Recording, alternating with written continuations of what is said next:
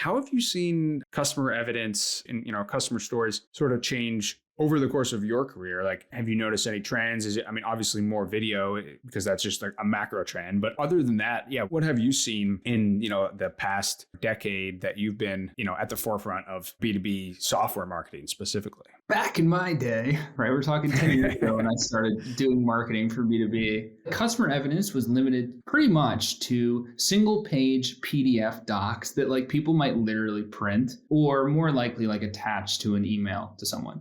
It was always formatted as, which is like a 3-act story. So it's not bad. I'm not knocking this, but it was always like the problem, the solution, the result, right? And you have to have numbers in the result section. Now, I think teams have gotten so much more creative about it. You take that problem, solution, result and like, okay, that's the story, right? The customer story. You can put it into many, many formats, purposefully depending on the distribution channel. If you're talking about how can I get this customer story onto Twitter? Now you're looking at probably a quote or like a little video snippet.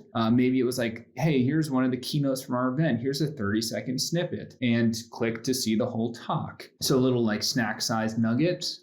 Some interesting things are like there are long form customer evidence samples. Like you get someone to do a webinar with you. That's like long form customer evidence. They're talking about their story or a keynote. I really like your point about long form customer evidence because to me, the biggest trend is that customer stories, customer evidence have really moved throughout the whole customer journey because it's no longer like that attachment at the end of the sales cycle that you share. It's really early in the buyer journey, mapping the whole buyer journey and then thinking about, okay, like what are the questions prospects have at every stage of the buyer journey and how can we answer that?